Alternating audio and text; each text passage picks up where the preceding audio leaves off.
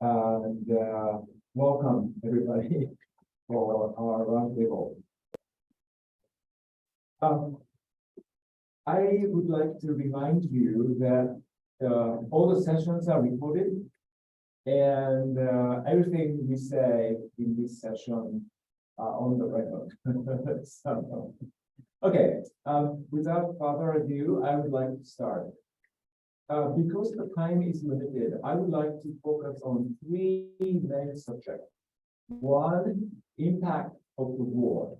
Second, the future scenarios, how the war is likely to end,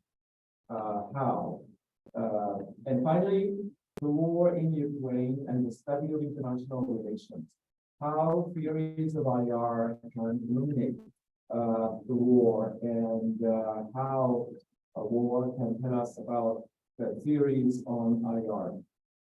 All right, so first, the impact of the war. As I said, the war has been going on over a year, and we are expecting that the Ukrainian forces will have a major offensive in few weeks, if not a few months. And so therefore, we don't really know how the things will unfold. But so far, the war has enormous impact on global politics, economy, society in general. And each countries have their own regions of expertise. So I would like to each one of you to talk about the war's impact globally, but also to your region or the country. So starting with you, what is the war's impact? How do you see it? Yes, thank you very much. And firstly, very nice to be back to the International University. So, yeah, I'm going to focus on impact on Russia. Obviously, could speak about that in great detail, but I'm going to keep it as short as possible and just mention 4 areas in which there's been a major impact on Russia. So, first of all, politically, we've seen a lot of increased repression within Russia. Of course, Russia has long been an authoritarian political system, but there were windows of freedom. But those windows are very much closed since the start of the invasion last year. We also have the mobilization of the population. One can see the radicalization of the population for a long-term conflict, not just with Ukraine, but for a long-term confrontation with NATO, United States. And then added to that, you have increased dependence on China. In the economic realm for Russia, last year, Russian GDP declined by 2.1%. The Russian government says that they're expecting GDP growth of 1.2%. Now, you can question whether those figures are accurate, but even so, even if that is the case, that there will be some small growth, the overall long-term outlook for Russia, its economy is not good. You have continued reliance on oil, on energy exports in a world that is seeking to reduce its use of hydrocarbons. You also have Russia struggling for access to technology. Yes, it can get some of it through parallel imports, but that makes it more time-consuming, more expensive as well. What about the Russian military? There was the belief after 2014, when Russia succeeded in annexing Crimea, that reforms of the Russian military would be successful. What we've seen over the last year is actually those reforms have been very superficial, and the Russian military is a lot weaker than many people believe. This is visible from things such as the reliance on drones from Iran, seeking shells from North Korea, and to use the example of Victory Day yesterday, with just one tank, one old tank making an appearance, and no aircraft either. You also have the phenomenon of the reliance on the Wagner Group, which is creating a lot of frictions with the mainstream Russian military. And then lastly, the social impact. I'll concentrate here on demography.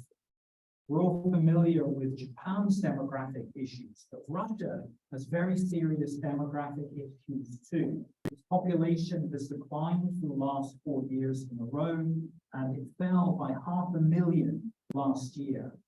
With the war, it's led to an increase in people leaving the country, especially young, talented individuals. So this will create problems in the future, especially since Russia's fertility rate is only 1.5, only slightly above that of Japan. So that's a bit of an overview of some of the problems facing Russia. Thank you so much. I want to ask follow-up questions about what James said, but I would like to move on to next speaker. Yes, thank you so much. Regarding the impact of the war in Ukraine to China, well, I guess I will briefly talk about 2 points here. The first one is about the image of China, both negatively and also positively. Let's go to the negative side here. China would suffer in terms of its image because it's aligned with Washington, which is a Britannian country, and still China has not yet admitted that this is capitulation. The negative responses here is from the side of European Union and also from Japan, other countries in Southeast Asia. For example, in June last year, already NATO named China as a systemic challenger. And thereafter you have Japan, South Korea, Australia, and New Zealand. They joined forces together to attend the NATO meeting. And we also have a treaty signed between Japan and UK regarding how to prevent the future conflicts in China. So these are the negative impacts here. But we also have one more. Because China traditionally emphasized so much about the 5 principles of people resistance, respecting the territory, tackling and sort of 5 countries here. But now other countries and other people to see that China has not actually complied those norms that they have advocated themselves. So this negative would be, this negative impact would be a problem for China's image. However, if you know, recently we have China sitting in the talk to Zelensky on the phone, and he also agreed to send a special envoy to Ukraine and to Washington. Immediately, you have the recognitions of the UN spokesperson and also the European Union. They will say that this is a good starting point here. And China would likely would be a mediator, would be a responsive power here. But still, whether China can remedy this kind of image something in the past, it depends on how China can persuade Russia and Ukraine to talk. Another thing I want to talk about here would be the impact on Taiwan. I guess that if I'm not going to talk about this, you're going to ask me. So we have many discussions recently regarding Ukraine and Taiwan here. Internally, China studies the potential economic sanctions towards China if there's a civil war between Russia and Ukraine, between China and Taiwan here. Can they suffer or can they manage that kind of economic sanctions here? And then the second impact that they have to consider would be whether the Western would be very determined to help Taiwan. But just from the case of Ukraine, it seems like they are not that determined. You have to stay, you have European countries, they just stand behind, opening the support to Ukraine in diversity here. Is they open some sorts of groups for trying to think about if it's the chance to, let's say, unify Taiwan by force. But definitely, I mean, another very geostrategic calculation say would be we have a 2-front war. If the war in Ukraine will not, this may be a strategic advantage for China, maybe next 6 years, or in a very short term of period that they can try to unify Taiwan by force. But definitely, this is a very, strategic calculations. So these are the things that I want to talk about the short-term impact regarding Ukraine to China. Thank you. Thank you, Martin. And next, please. Thank you. It's wonderful to be back here a year after the previous roundtable. And I think to contextualize my remarks for Europe, which is a very broad geographic space, I want to start off with what Russia or Moscow thought or needed to happen for their endeavor in Ukraine to be successful. And from the perspective of Moscow in 2022, the European Union was internally divided. It was weak. It was faced with crisis of legitimacy. Likewise, NATO as well was in search of a mission. It was not this kind of scary beast. We had some kind of make it out to be. And the war in the Ukraine was supposed to amplify those divisions within Europe. But instead, according to the more recent polling data that we have in the European Council of Foreign Relations, the opposite in a way is happening, right? That today in May 2023, European sentiment 1 year after the outbreak of this war is strong. That generally speaking, European public opinion holds positive attitudes towards the European Union and Europe. And also that most European governments are dedicated to cooperation. And you see this play out in the economic field. To be sure, there's economic turbulence.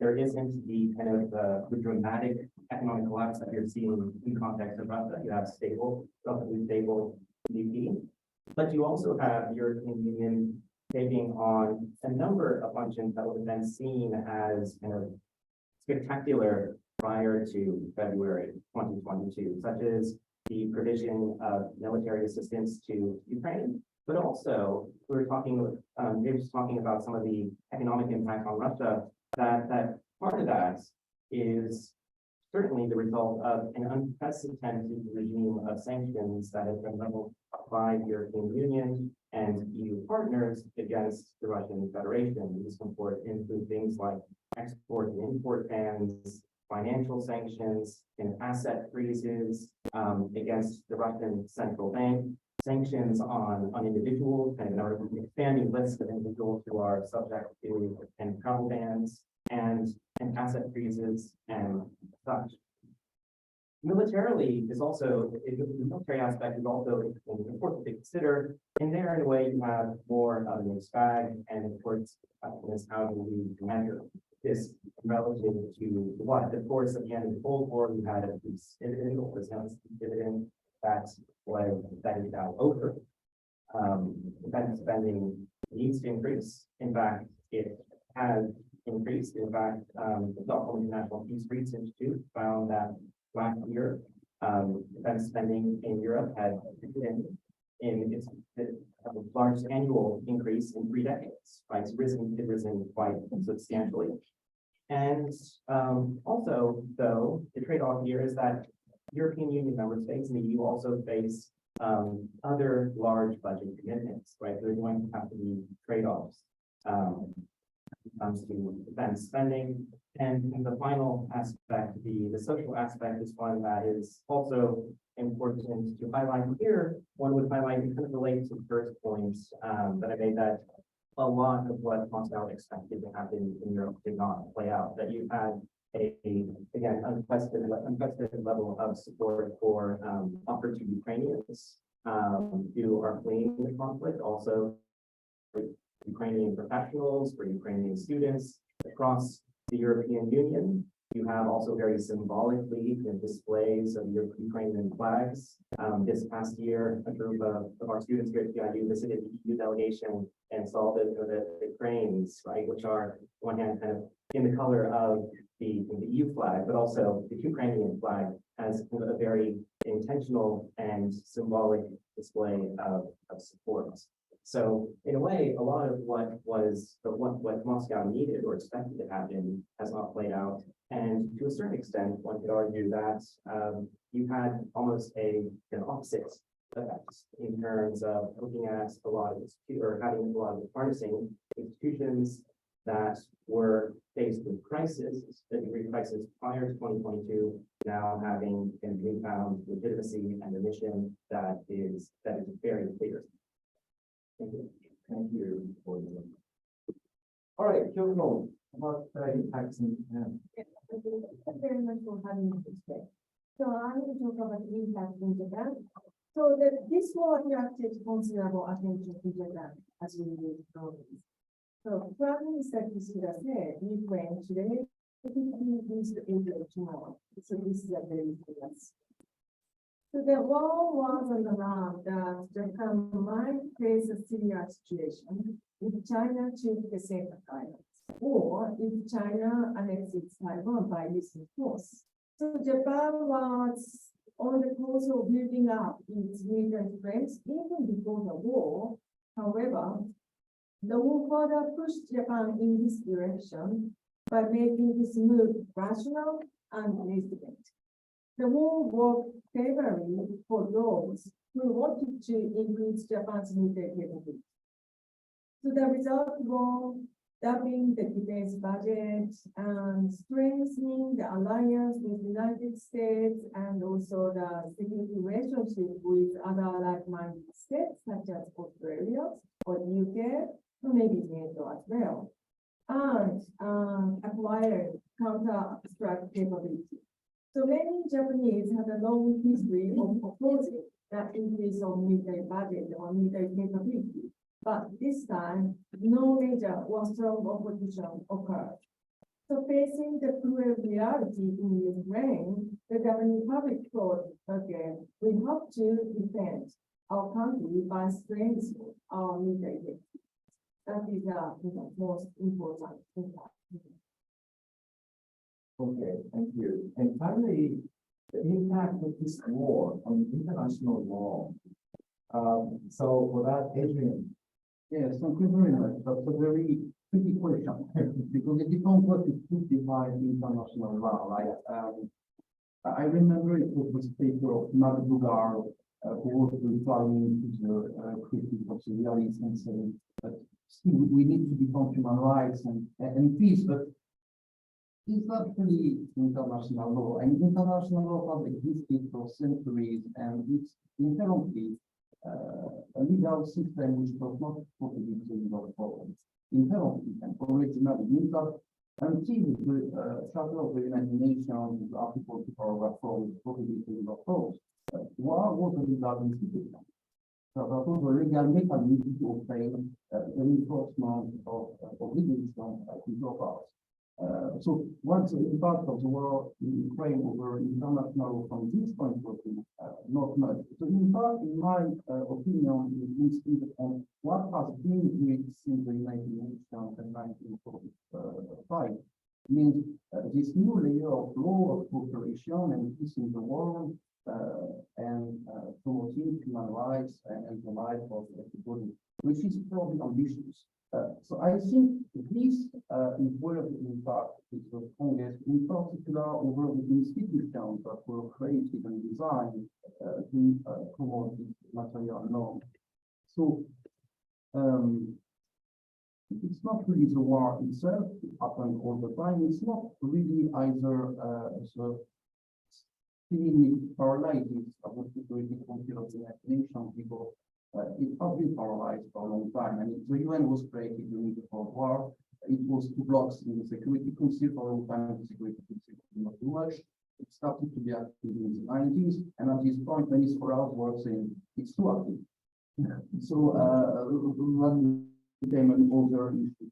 I think the more specific issue of the paralysis of the Security Council view of one of the P5 being involved in the conflict, it cannot be tackled. It's not new either because it happened in 2003 with the invasion of Iraq by the United States. So I know it was based from a resolution and it has been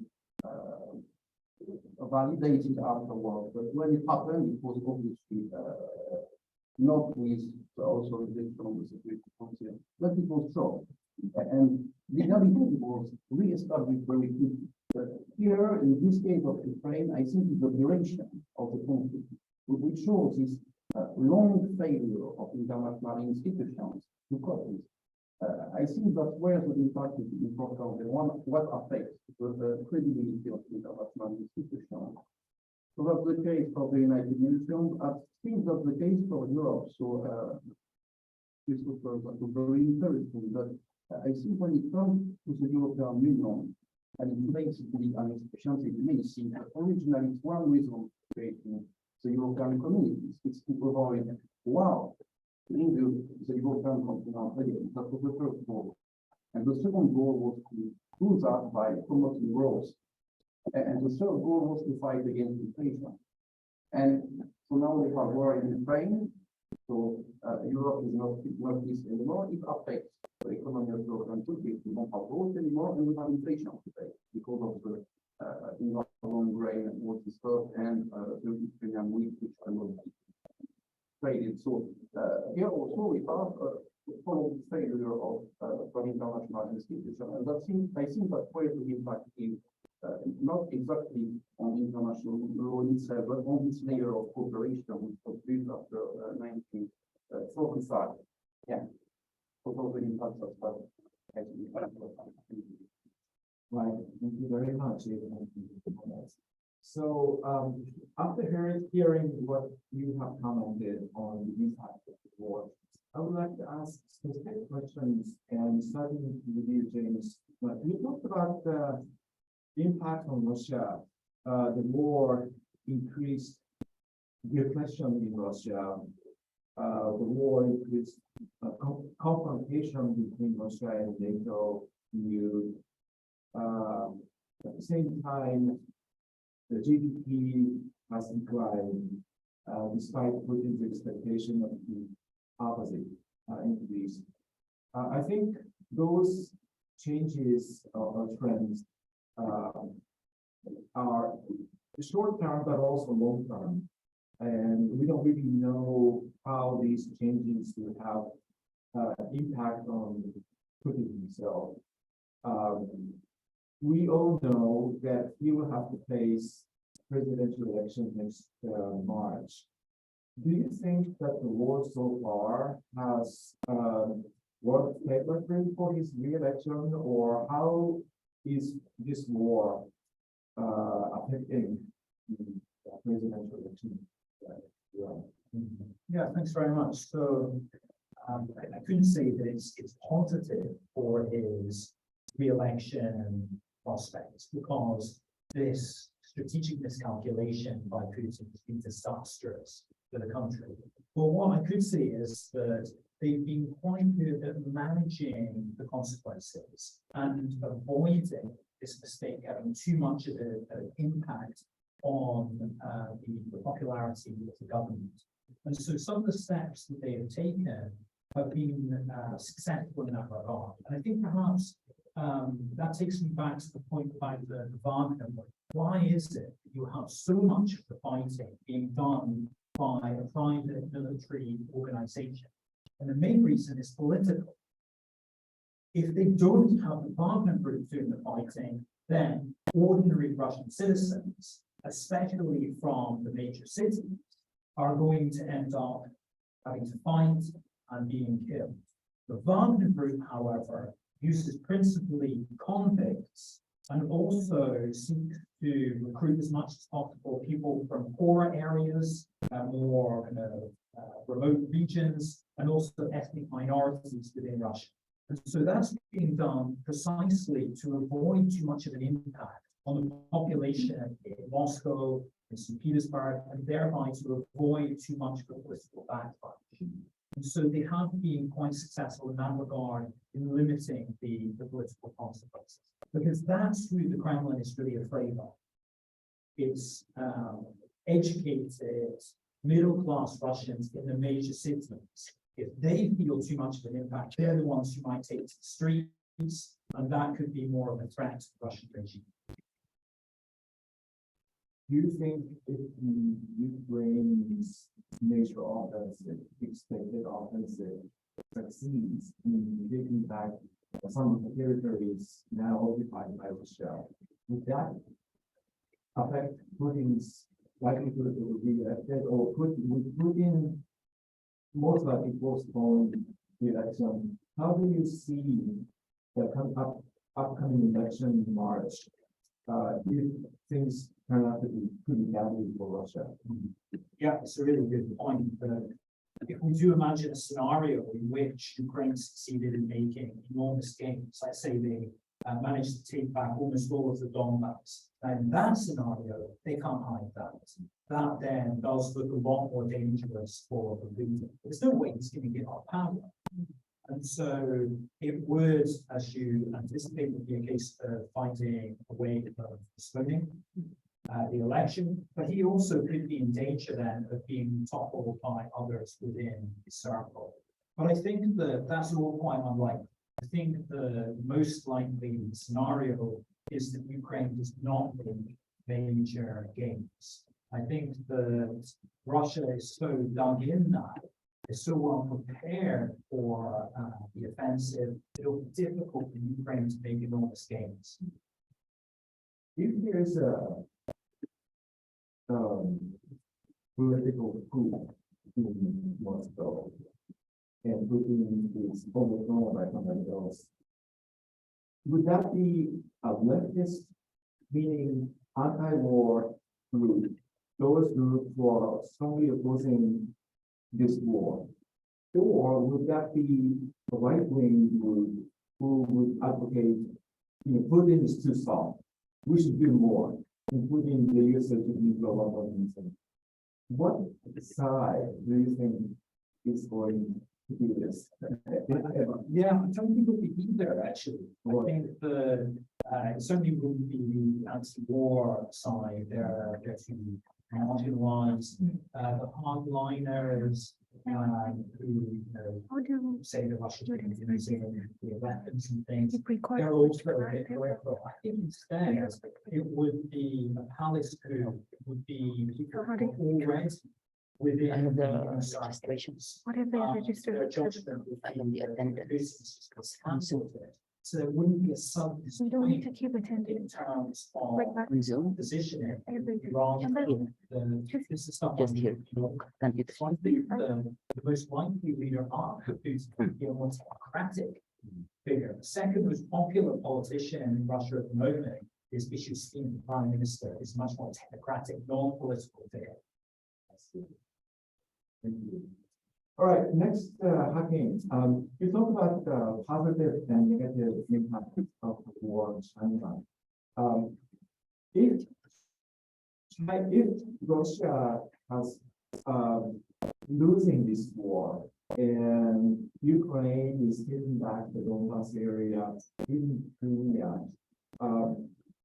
there will be a greater pressure on China from Russia. 10 more ammunition, maybe tanks, airplanes. How do you think China would respond if Russia is on the defensive and the pressure is mounting for China to help Russia? Do you think China would be forthcoming? I would say that, the scenario here, the method of Russia is going to win over the war or reduce the war. The Chinese stand should be the same. Because fundamentally starting from 2023 last year in March, you will have the statement from President and Transport Minister of Vietnam, and also you have the artist they all the speakers they talk about the same thing. China insists on influence policy. And China respects sovereignty, territorial integrity, and the case of part to Ukraine. But the interpretation behind it is that China is not going to stand on the other side. This is the internal affairs of Washington and Ukraine. So no matter this is going to be the war, unless this is the internal affairs. And what would need to be the is to manage their relationship or the percent talks and I got some empirical cases before when you include videos from time in the past. So when you look at the cases of North Korea, Sudan, South Sudan, or even Yemen, they have something in common. The results is not something currently concerns, but the only concerns are whether we have the involved parties they can settle down the dispute by themselves. So what I'm about here with the of Australia on substitution to the little quantum in Yemen. I would say that it's okay because this is an internal affairs of your country. So that's why I would say that Xi Jinping, I mean, if we go back to the talks that he delivered in March last year, and even the latest one that we have deposited just published this year in February, they are talking about the same thing. But you have another message behind. From the Chinese perspective, it is not only the issue between Ukraine and Russia. You have the very consistent narrative from China saying that this is the affairs of Europe and Russia. And China asked NATO, European Union, to respect the Russians' security concerns. And they also added the third statement at back, which is about the anti-Cold War bonds. So I guess that from the Chinese perspective here, what I understand the context is not something between Russia and Ukraine alone, but you have a wide perspective here. And they recommend, suggest that you should have a call dialogue, not only between Russia and Ukraine, but with a wider community between EU, Russia, Ukraine, and NATO, and also the United States. How to build something that you can sustain stability within Europe will be the top priority. There's something only between Russia and Ukraine. So I guess that the stance will be the same. It's not going to change. Right, thank you. And about Europe, Chris, you mentioned about the situation where Europe became much more united, more solid. Unlike Putin's initial expectation, Europe stands strong.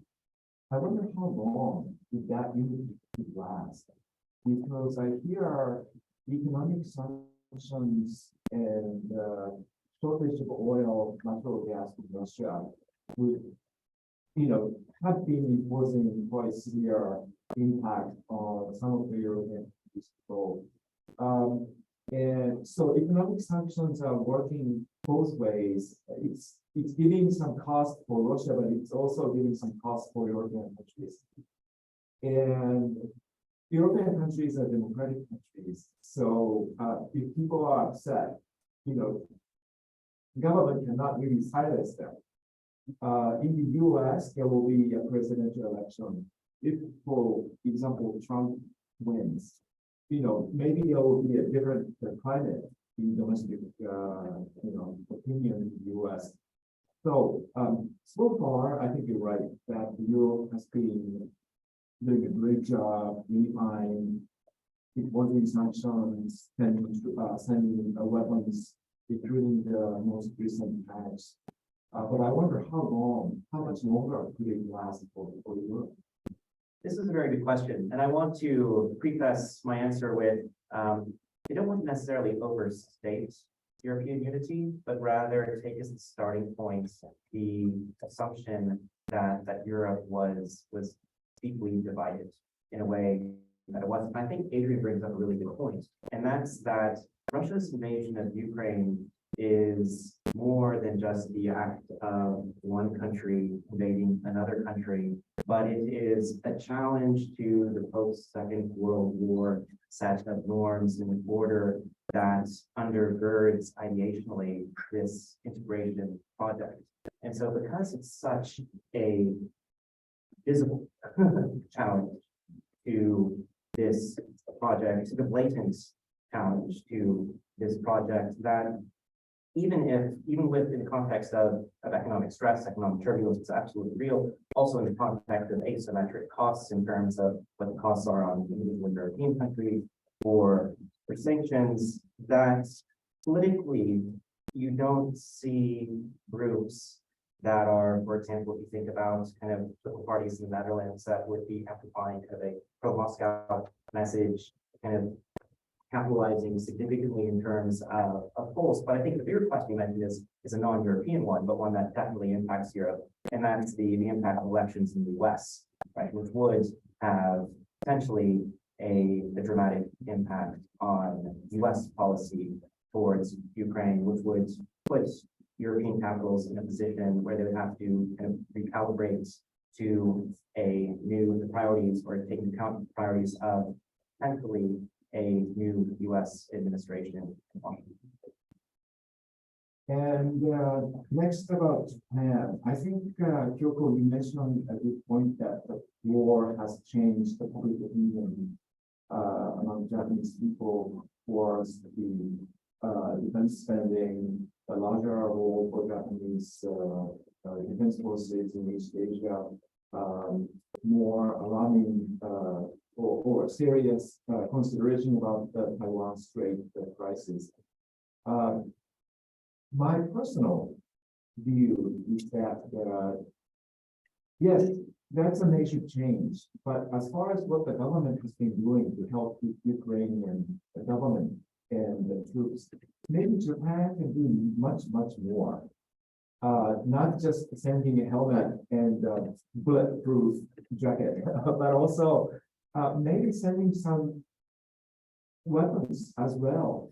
Because if Ukraine today is Asia tomorrow, and if something happens between Japan and China over some country, or if if something happens at the Taiwan Strait, Japan suffers tremendously. And if that happens, we would like to have some support from European countries.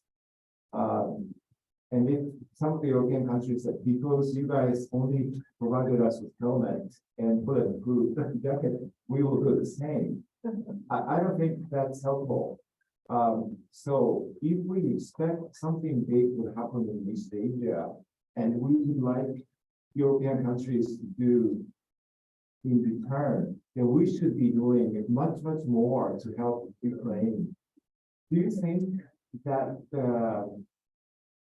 Japan cannot do it because of the constitutional limit for the public opinion? How do you think that Japan's contribution to the Ukrainian war so far? Okay, interesting question. Yeah, because of the constitution and also policy, we have the policy that we should not, export or provide weapons to other countries. If it's defensive equipment, that is okay, like, helmets. That it's okay for us to provide other countries, but we are not allowed to provide tanks or other things. So to do that, we have to change the policy, and that is not related to the constitution. But first of all, we have to change the policy. And if we want to do more, yes, we need to get understanding of the public. So before we move to the next step, that is, providing weapons to other countries, then Ishida thought, okay, we have to conduct more active diplomacy. Like that's why Japan attended NATO and also visited Ukraine before the G7, just to show the unity and support toward Ukraine. And that was a sort of, or maybe it's not a surprise visit, although it was already, but yes, it was a surprise visit. So I think the government is now trying to use diplomacy as much as possible. However, it is, sort of quite difficult for the Japanese government to take a more aggressive stance, like, providing weapons or providing more and more, money. And money, providing lots of assistance is not that easy because of, budget constraints. And also, another reason is not just constitution, but China is not our enemy, and we still hope to maintain good relationship with China and try to pursue a very peaceful and stable region. So Japan does not want to be hostile or does not want to take an aggressive stance, like, even though Russia invaded Ukraine, and even though there is a possibility that China might take action, aggressive action. But even though there is a possibility, but still Japan wants to pursue, stable relationship with China and a stable region. So that's the reason we cannot become that aggressive, like the United States. Thank you. And finally, about international law, I enjoy your comment about the war hasn't really changed international law, of course. But my understanding is that people's perception of like norms of human rights, brutal killings of civilians have maybe changed since 1945. Incidents like Bucha and severe atrocities by Russian troops really impacted the Western public opinion, or maybe the world public opinion.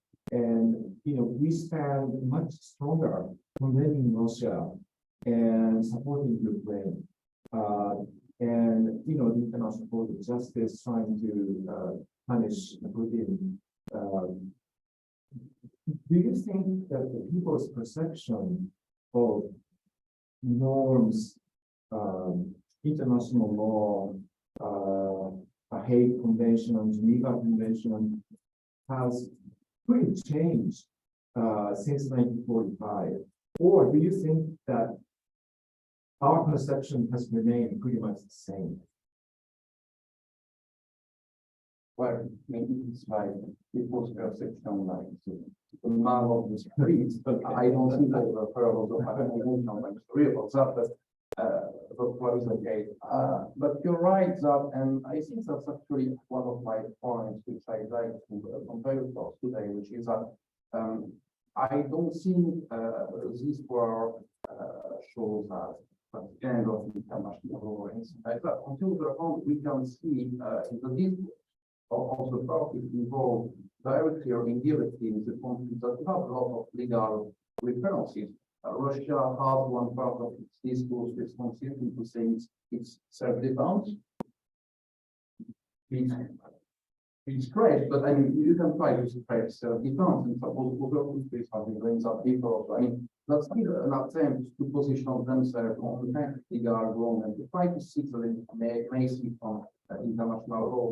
I think that the take also from everybody basically involves humanitarian law. And I mean, we have that in the discourse of like European countries. We have that in the discourse of the Ukrainian government. We also have that in the discourse of the Russian government.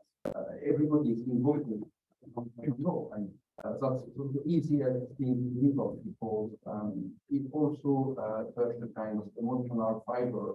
Like to say, oh, there are children and they are being killed. But I mean, that happens in the world all the time. We need to be aware of it. But when you stress it in a specific case, there's suddenly a public opinion more favorable or something for good reasons. But still, it's still a use of some legal concepts. We have it also in the discourse of NATO, because I think I probably not the secretary. Yes, thank you very much. Who was saying NATO is not part into this conflict. We also already have a kind of legal positioning, and the fact that state, even when they are obviously using means which are not peaceful and legal, are trying to keep this appearance or at least this legal standing in their discourse for me shows that international law matters for state, and therefore it is not completely for. Of course, international law will come after, once the conflict is finished, and you can have a form of investigation, and then you can see the form of remedy. But come once things are finished, but that's the cleanup after the part. All right, I would like to move on to the next subject, which is the future scenarios. And my specific question is, how is the war likely to end? We all have our own opinion how the war should end. But here I would like to ask your view about how the war is likely to end and why isn't so. So here, anybody would like to, start, please. Yeah. So I already Sure. Yeah, I already spoke earlier about the surprising weakness of the Russian military, but at the same time, they're still difficult to beat for several reasons. One, of course, is nuclear weapons, but even putting that to one side, it's very hard to beat a country when they have an extensive, safe rear area. And so, given the fact that Ukraine is not conducting large-scale attacks against Russian territory, it's very easy for the Russians to use that to amass their forces to resupply, especially if you've got a long border and it's a land border as well. It means that Russia, even if they're doing badly, can continue to resupply. But if it comes to a question of resources, then clearly the West has more resources than Russia does. But I don't think it is a question of resources. It's a question of political will. And that's the big hope for Moscow. They hope that if this goes on long enough, if it's enough of a drain on the resources of the West, then that Western support will eventually come to an end. And so crucial here is the United States. They're the ones who've been providing the bulk of the support for Ukraine. So a lot comes down to the next US administration. But an additional point, I think, is to do with this idea of a Korea scenario.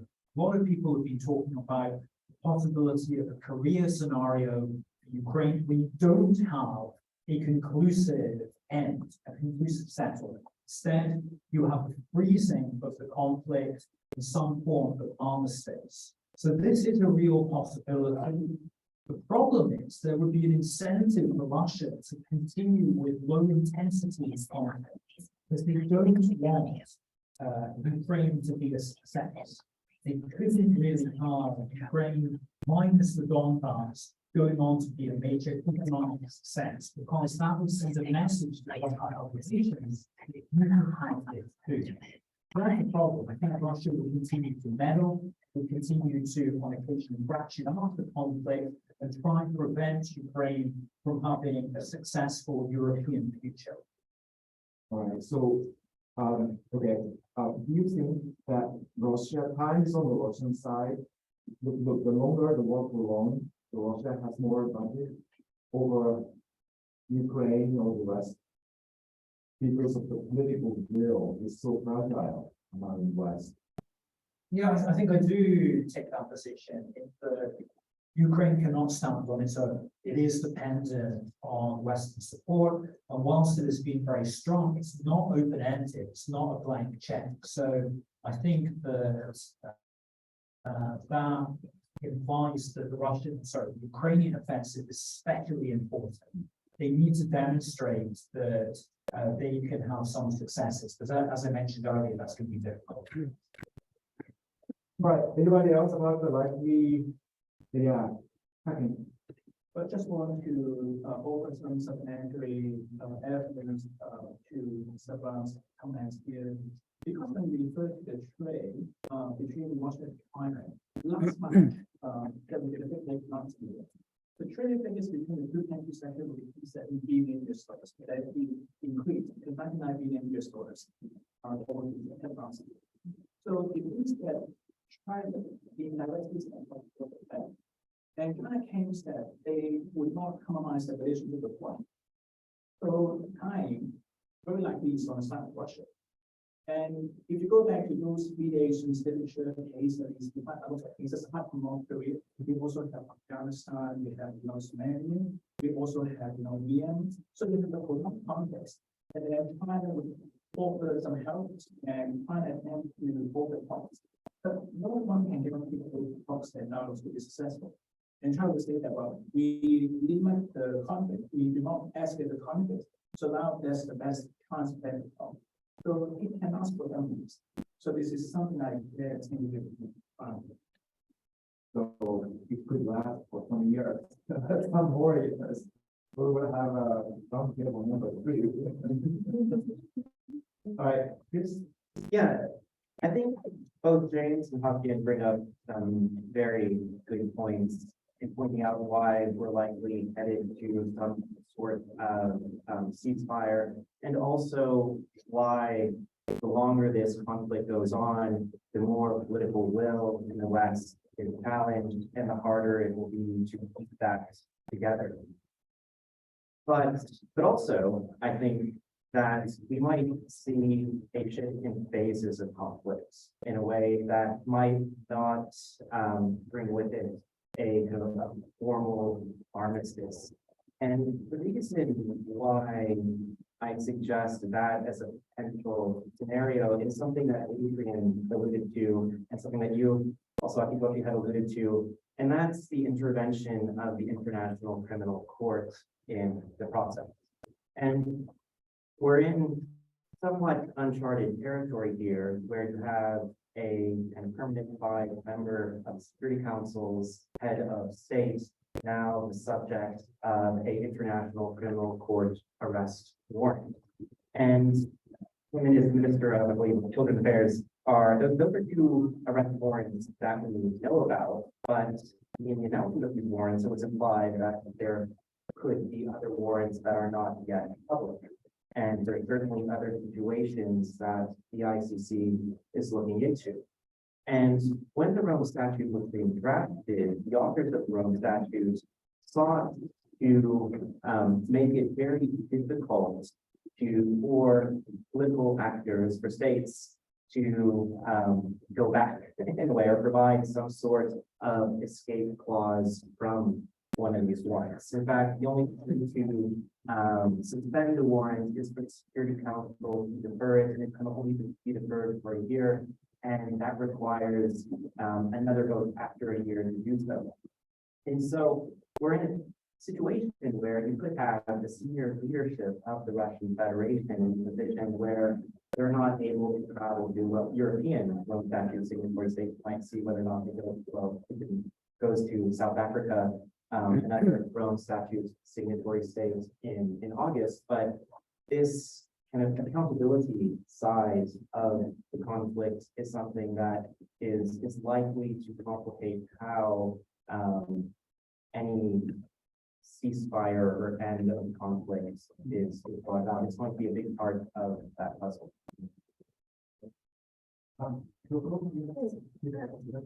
Actually, I have the same view as James. They might conclude the ceasefire agreement because if the United States stops supporting Ukraine, because Ukraine cannot keep fighting by itself, they actually rely on the aid from other countries. So they cannot fight with Russia by themselves. So if the United States, like the Republican Party, wins in the next election, and then they are not going to support Ukraine, so they might reduce the size of support, and then without the support, enough support, Ukraine may think, okay, we have to better conclude a kind of ceasefire agreement. At the moment, because they can get a lot of support from other countries, they are very keen to continue fighting. But without the support, without hands, without fighters, how do they fight? They need weapons. And also another scenario, yes, it's also the same as James. So Russia may gradually use its capability to fight on a large scale because of the lack of resources, and then the scale of the fighting, go down. And however, they don't stop. So that means small fights occur around, in the eastern part of Ukraine, and that lasts forever. Yes. All right, finally, Adrian, what's your future scenario? Yeah, I think there is an interesting point of the international book and the relation of the jurisdiction of the court in federal states. Because we are really in a context where Russia is not the party to the conflict, state is nor is Ukraine.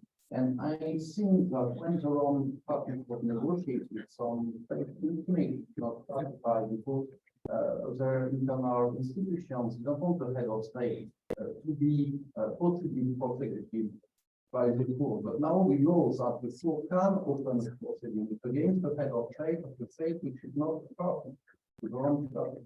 So with that happening part and maybe lead these states which refrain from being parties until now to become parties, because inside you can try to impact a bit and control how the institution works. But if you're outside, you cannot do anything. I don't know, maybe that could be a sort of an impact of the process.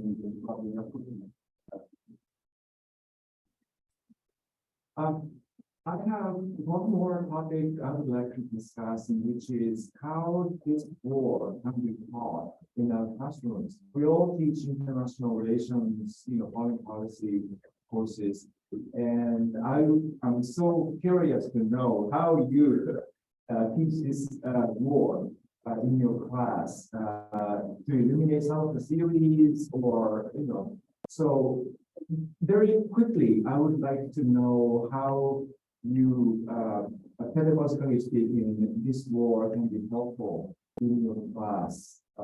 Yeah. Yeah, so I start, yeah, so obviously near China has been one that everyone's been talking about. It's good for a discussion. It's certainly been good for near China's reputation internationally, but I personally don't see it as a very useful theory in explaining the conflict. Instead, I see this very much as something where you need to look primarily at domestic politics within Russia. And I did say that I focus it's more on Russian politics than international relations theory. But I think that it being a war of choice by Russia indicates really need to understand what's going on there. And so for that, if you're looking for certain frameworks, maybe populism is quite a good one to try and explain it. When it's Putin presenting himself as representing the will of the people above parties, marginalizing domestic institutions, chasing former glories, all things which populists tend to emphasize, and also redirecting public anger away from the domestic concerns of the public and towards an external enemy. I think that explains a lot about why Putin needs to see NATO, needs to present NATO as being a threat, because he needs to distract from the fact that his regime over the decades has really run Russia into the ground. But populism is what I emphasize. That's interesting. So you're saying that the NATO expansionism security dilemma is not really causing Britain to start the war, but Putin using that as an excuse to resolve some of the domestic issues. Yes, precisely. Wow. Okay. Fabian. Regarding the theories of how we all have a registered alarm system. So, well, this is someone say this is an excuse for the individual as a safe of the war, but we cannot undermine or underestimate let's say the perceptions or misperceptions regarding how to organize, and somehow that NATO, the existence of NATO over the excuse of Russia to launch the war, that will be something similar to the case of China and Taiwan here. So now they are arguing. If you have the emergence of the NATO images, very likely you can provoke the paradigm of buyout, because very likely China is going to make kind of different, but there is not going to. Because the question is now or later, this is the question. You do not have technical on now and later you do it. So I guess that we have lots of those discussions regarding perception and when we say the definitions get the best timing of a conflict of war. I also teach transform policy. So from my perspective, is something the literature all the time they have neglected would be about the reducing of climate. The 5 principles, the norms of anti-agency, all the time when we refer to the signal being looking how different the debate back to marginal, they have the same wording, the same terms here. But no one pay attention to this. But it means something, because this is certain for the Chinese normative and is not the purpose. Normally, they try to use the norms to develop the order. Usually, they can prevent the conventions from staying from the same countries to Taiwan, Hong Kong, or the Singapore capacity. So this area actually has to be neglected and don't pay attention to it. And more fundamentally, something like post-colonialism. We can have another perspective. But this is the way. This is the conflict not caused by them. This is the conflict manipulated the state at the same time. It's because you have the NATO. And because you have the NATO expansions. The Chinese statement in the past year, they emphasized one point very sharp. You have the 5 months of the NATO expansion, which means that China wants to share the same security threat. China does not want to see this happen in Asia. But that kind of level of discussion is here a bit something not the Western main literature perspective has been neglected. So I guess that we can have more other perspective here, but it doesn't mean that I'm skipping or I'm supporting Russia and China, but we can move out of perspective. Okay, so I think it's interesting to mind overall NATO expansionism is very important external pipeline. But why now? Why Russia attacks Ukraine now? You may have to go into domestic, right? Because Right. I teach a couple classes where this is relevant. And I'll start first with kind of broadly international relations. And we've started with a really good discussion here, highlighting the limits of IR realism. And one thing that this conflict illustrates is that realism is not just a theory of international relations, but realism is and it can be seen also almost as an ideology that has a relationship with power, right? There's a reason why Mearsheimer is so popular in certain circles in Moscow and Beijing. And this war happened at a time when there was a growing colonial and broader interest in interrogating imperial importance of the discipline of international relations and how the discipline has been kind of conditioned to kind of structure its understanding of the world around power. And this is a pretty obvious case study of that. And also flag kind of the kind of ideational aspects, I think perhaps some ontological security literature that looks at state self-identity, anxiety speaks a lot to the construction of the other and the need for this threat to exist in the minds of those pursuing this. And then very lastly, of course, human rights. I touched on this in a little bit in my early remarks on the International Criminal Court, that a lot of these institutions also in relation to transitional justice, these mechanisms that we have talked about and applied in many different contexts are now being considered in the context of what is an ongoing conflict where there isn't a clear end in sight. Actually, I did the background of the war and also history of the Soviet Union and that sort of things. And then also use this case study to study IR theories, because it is a very good example to emphasize the idea of liberalism and realism and also constructivism. And maybe realism is the best theory, or maybe easiest theory to explain the war very well. And however, I just want to emphasize the constructivist perspective. For example, Russia had an identity as a kind of hegemon in the former Soviet bloc. Even after the collapse of the Soviet Union, Russia still maintained identity as a hegemon. However, that identity was, pushed back and then, was sort of damaged by the expansion of NATO and also Ukraine's winning was or NATO. So that actually was a serious blow for Putin, and he may be afraid, I'm losing, or my identity is damaged so much. So that's why Russia took action.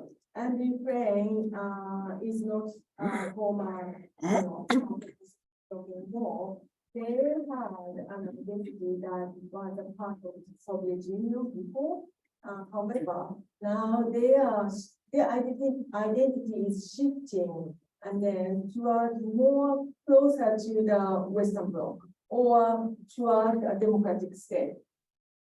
Not Ukraine's identity has not completely changed or to a very different one. Still, it's in a tradition. But Ukraine does not have an identity that it was part of the Soviet Union anymore.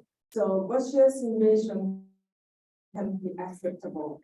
But in terms of thinking, Ukraine is part of us, I think Ukraine needs to respect us and needs to listen to us and stay in this, under the sphere of my influence. So that is a kind of identity, not politics, but so we could explain this role in terms of identity. all right, Adrian, how do you use this war in your class? How I use this for in my part.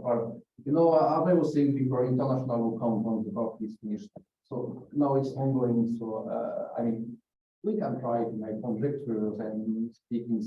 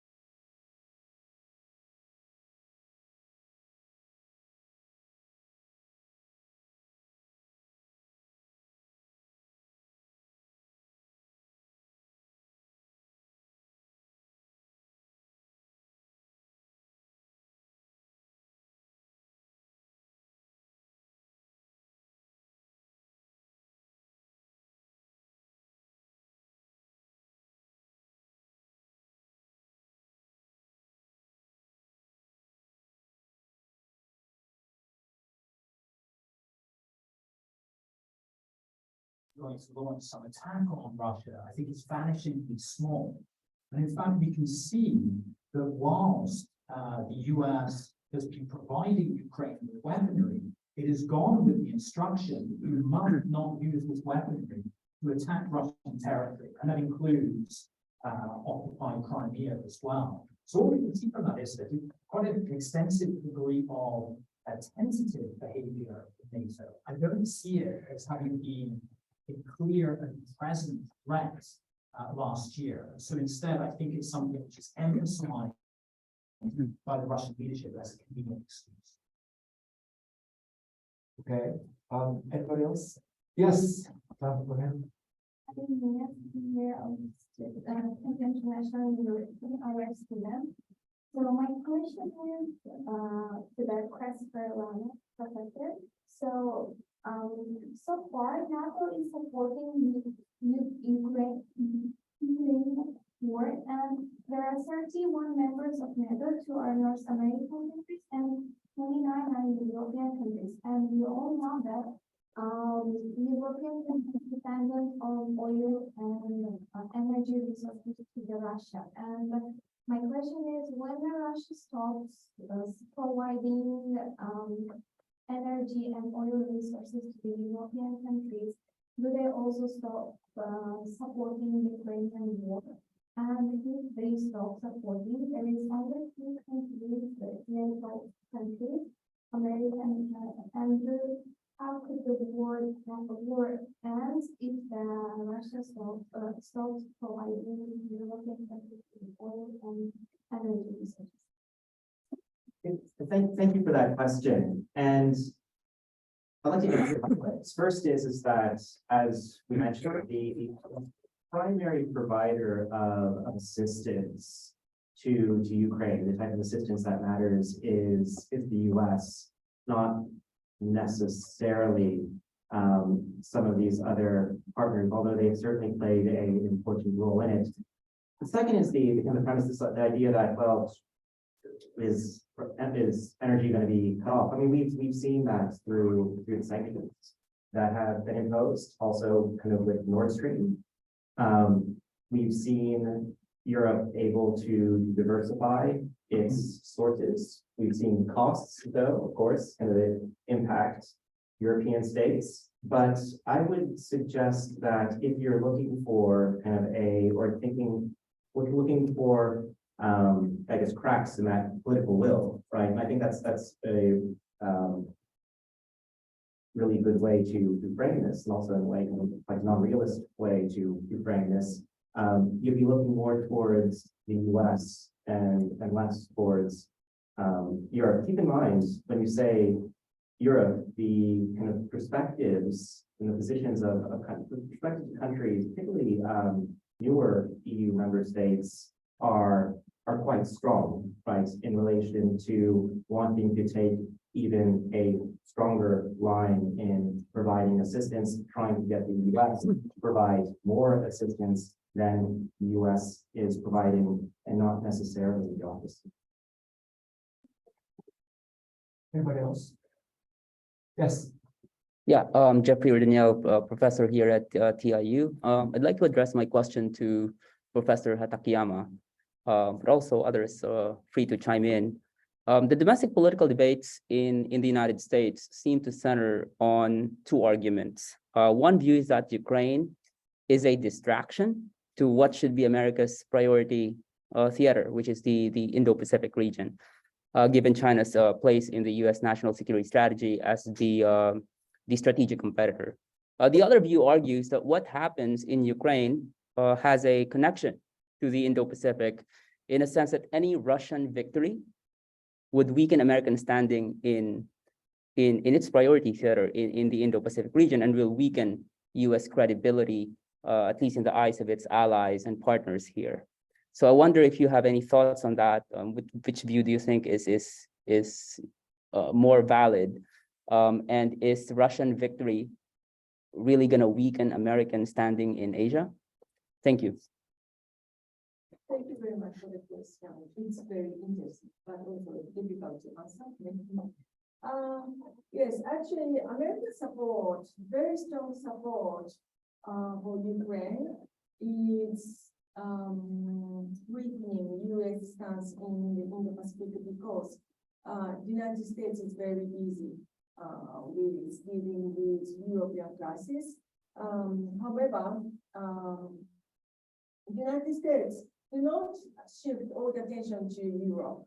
They still, pay attention to China's need, and also they still think Indo-Pacific region is very important. So that's why, for example, Nancy Pelosi visited Taiwan, and President Joe Biden is still taking a very firm attitude toward Taiwan. If we expected that, Biden would take a softer attitude than Trump, but actually he's taking more tougher attitude than Trump, I think. So that's why the United States is relying more on allies in the Indo-Pacific, because they cannot deal with the crisis in Europe and also with China as well. And Russia is also a big, maybe threat and unfriendly country, but China is even more bigger and more, how can I say, I don't say any, but problematic threat. And the United States cannot deal with all issues by itself. So that's why the United States is now increasingly looking to friends, such as Japan, Australia, the UK, and also NATO allies. So now the United States is trying to deepen, more independent relationships in security area This is what I think. So I know that there is a, debate in the United States and that some, especially Republicans said Ukraine is a kind of distraction and our real enemy is China.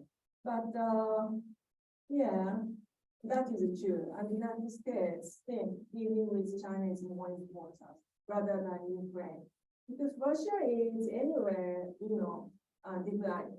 And China is not declining, and also Asia is the center of economic change in the future. So the United States in Pacific region is more.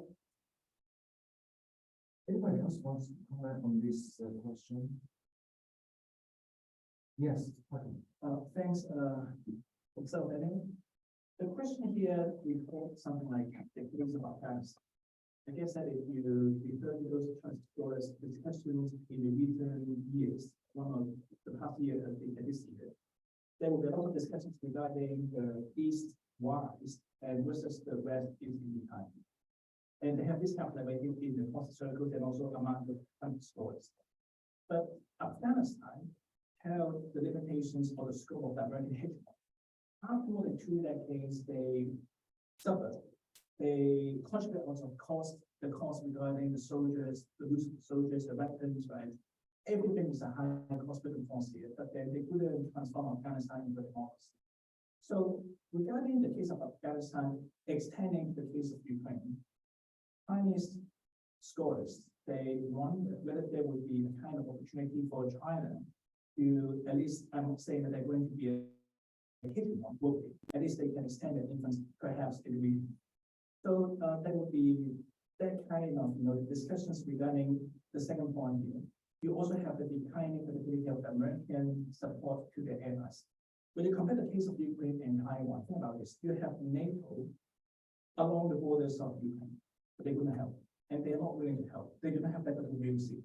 And you also have a lot of those American, allies next to Ukraine. But if you think about the case of Taiwan, you have no connection of the geographical boundaries, is an island. You have some distance between Japan and South Korea, the American allies that can reach Taiwan here.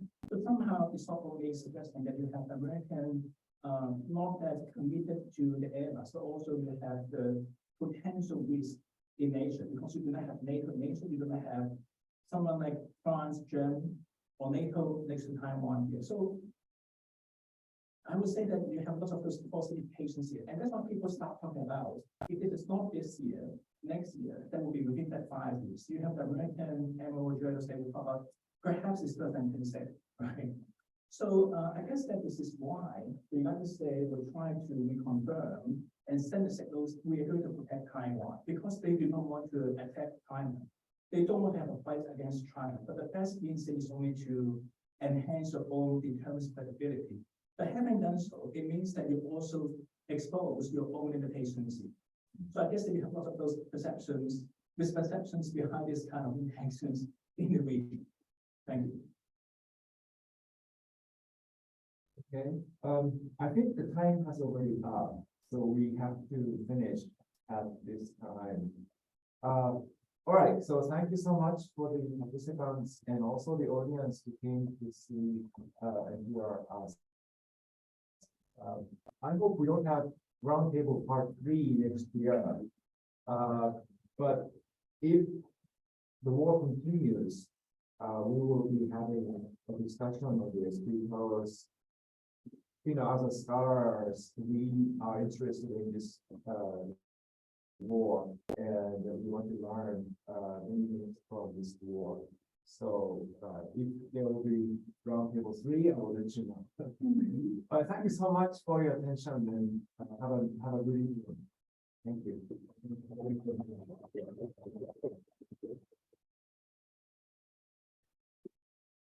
You want to